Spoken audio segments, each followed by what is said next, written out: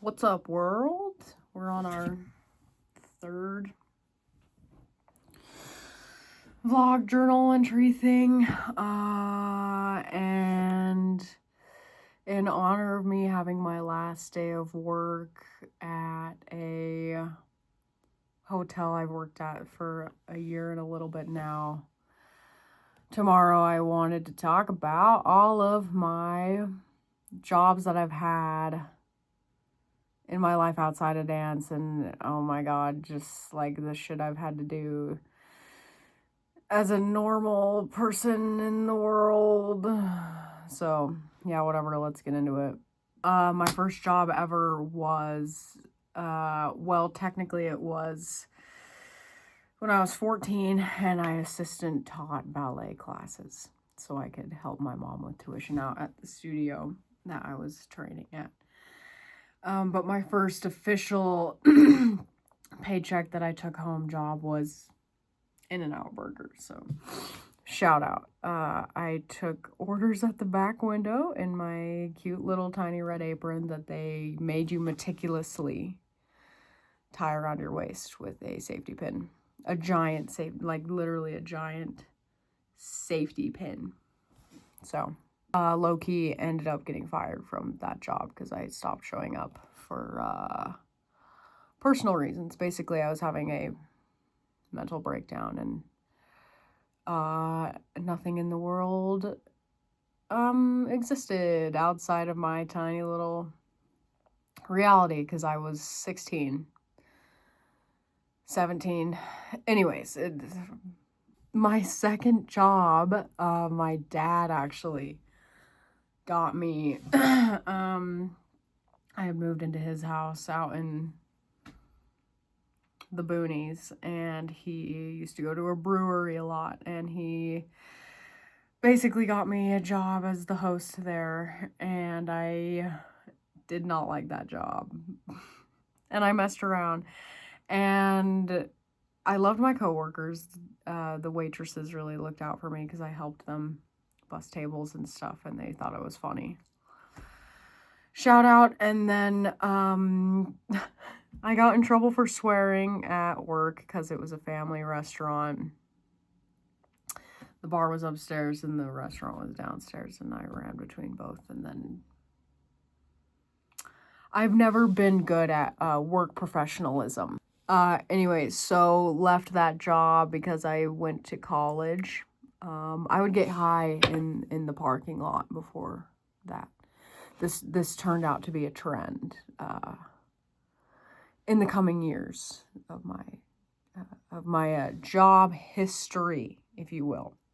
My third job after that, I had gone to college, and then I came back during the summer to work because college was 3 hours away, and then I came home during the summer because I lived in the dorms at the time.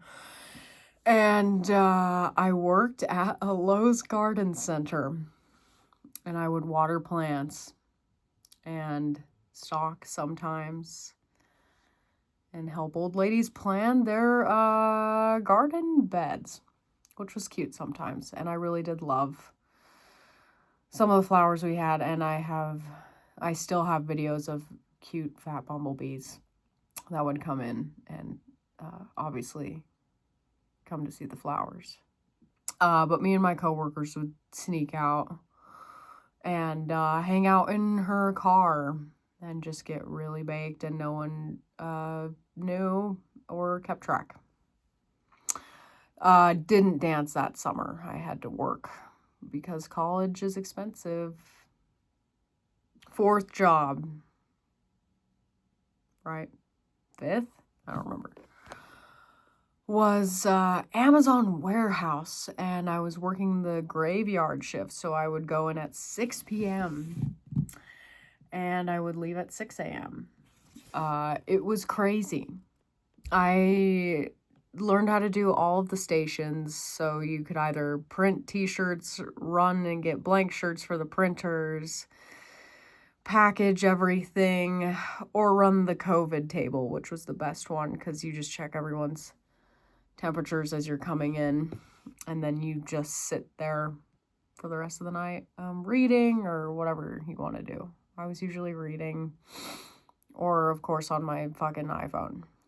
But I would go out in the parking lot on my breaks and skate because you're in these big industrial lots. And I had a tiny penny board. It was meant for kids. It was not meant for 20-year-old me. 19, 20-year-old me. And yeah, I wrecked my shit. And I came in. Luckily, I was working the COVID desk that night. I was kind of bloody because my knee, it was just my knee. I got fucked up, but anyways, yeah, crashed my skateboard, epic. Most money I've ever made at a job in the shortest amount of time, but at truly at what cost? The job I had after that and kind of in between was a ski resort, Brian Head Ski Resort, which I worked at for 3 seasons. Obviously, you don't work there during the summer because there's no snow. I mean, they run a mountain bike thing, but I don't do that. I go home. So I worked there for 3 seasons with some friends, learned to ski. So that was sick. Not part of the job, but you can imagine what working at a ski resort is like. So obviously I was high all the time at that job as well. Shout out.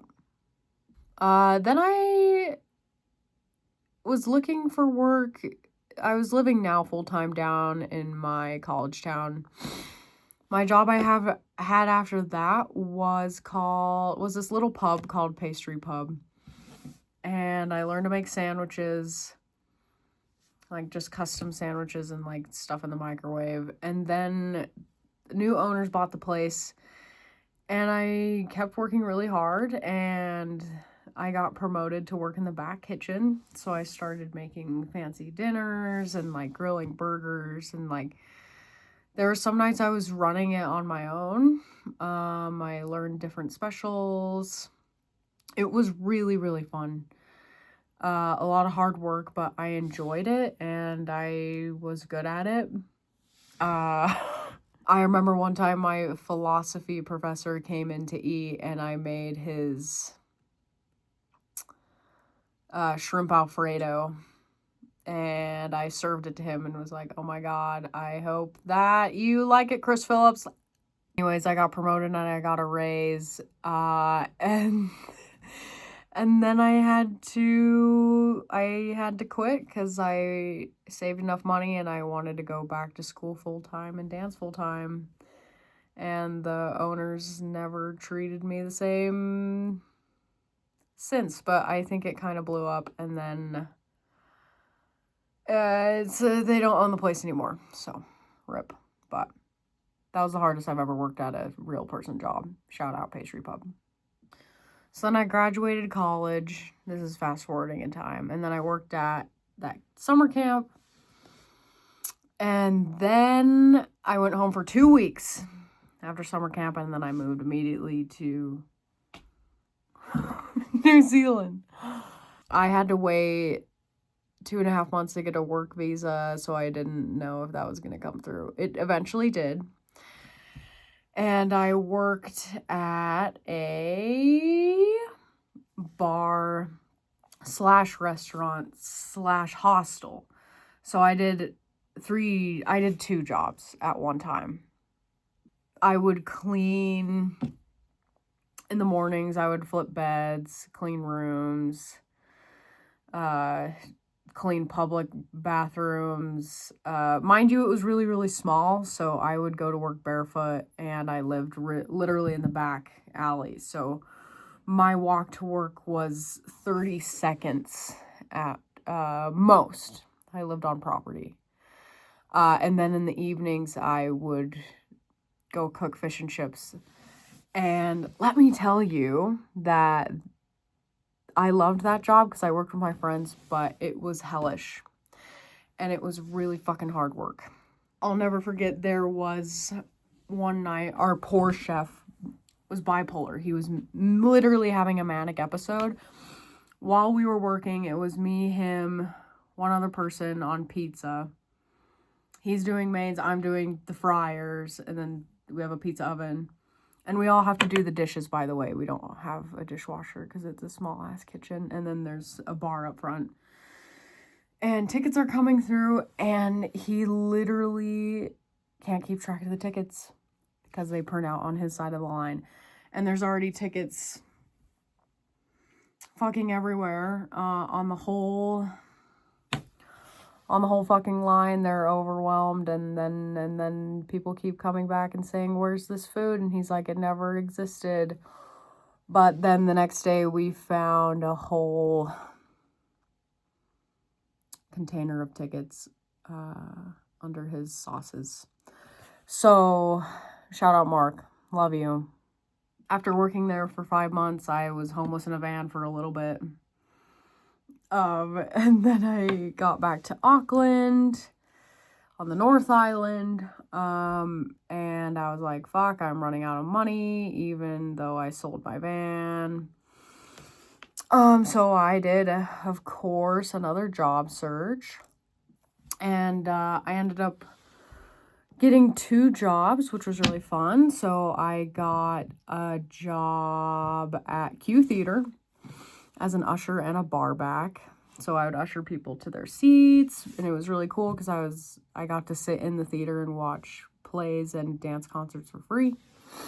And that was really, really amazing. And then as a bar back, I just like served beer and wine and bussed tables and made sure everyone was having a good time. It was cool though. It was kind of like a chance to network. And if I had more time there, I feel like I could have done something cool. But I had been in New Zealand for almost a year, and I needed to go home. Yeah. I got a second job teaching jazz classes at this adult studio in the city as well, kind of like right around the corner from the theater, actually. So I would take the bus from my little apartment that I was renting after I finished van life.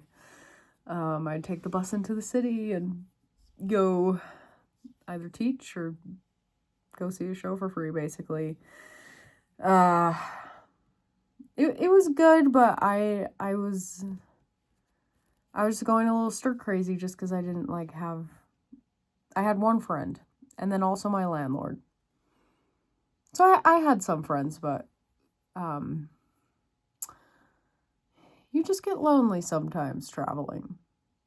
Anyway, so I moved back home. I'm starting from scratch, and I work at a rich person, fancy ass Lifetime gym. There's these huge gyms, and people pay like $160 or like $200 a month to go to these places. But the facilities are obviously amazing. And I worked in the daycare, which was, it was hard. It was hard because you're running around with a bunch of screaming toddlers, but occasionally it was really sweet. And also I got to hold babies at work. So on good days it was really good, and on bad days I craved dying. But as it turns out, I'm pretty good with kids, so what you gonna do? Even with the free gym membership and lifting weights and the steam room, God bless the Lifetime steam room. They put like essential oils or something in that shit, and so you can breathe while you're in the steam room, and it's just, I miss that steam room. But then kind of at the same time, I got this job at a sandwich shop, and I tried to make a deal with the owner. It's like, okay, I have experience cooking on the line, but obviously you have to teach me how to cook Philly cheesesteaks because it's been a while since I've worked on a flat top. Anyways, so he didn't fulfill his end of the deal, and he turned out to be, I quit very quickly when he stopped scheduling me and was being fucking, he was just being stupid. Oh my God, yeah. And then this leads us to this point in the story of my long ass fucking job history where I get a job at this hotel. It's a Hilton hotel. About a year and 3 months back, a year and 2 months ago. Because my friend was a supervisor there, and I was like, hey, I need some job that makes me money, because the two before that, I didn't make shit, and I didn't have enough hours, and even if I did have enough hours, I would be so ridiculously poor. So, if you're a corporation, pay your fucking employees better, bro, because you can literally afford it. Anyway, so I've worked at this Hilton for a year and a half, and I just knew it was time to leave. So next week, I'm starting a kind of big kid job in face-to-face fundraising, which is sort of sales, but I make an hourly wage as backup. And I'm taking a chance. But I don't need to explain myself. I just need to keep moving forward. And I'm still freelance writing, still freelance dancing. So, of course, that's the end goal at the end of all of this. But living life is expensive. And don't be afraid to get out there and work, because it's not going to last forever. And you never know who you might meet along the way, or the friendships that you may nurture in your time as an employee in the United States of America, or wherever you may be. Just an employee of the fucking capitalist machine that we are living in. Shout out Camille. I love you so much, man. I can't believe we've known each other for 11 years, going on 12. I think we just passed 12, actually. You've seen me through some of my absolutely worst years of my life, my ugliest. And now saying goodbye to you tomorrow is going to be really heartbreaking. And I know we're not saying goodbye forever, but you were the reason I could get through work every day. And I don't know how I'm going to do it without you, but into the void.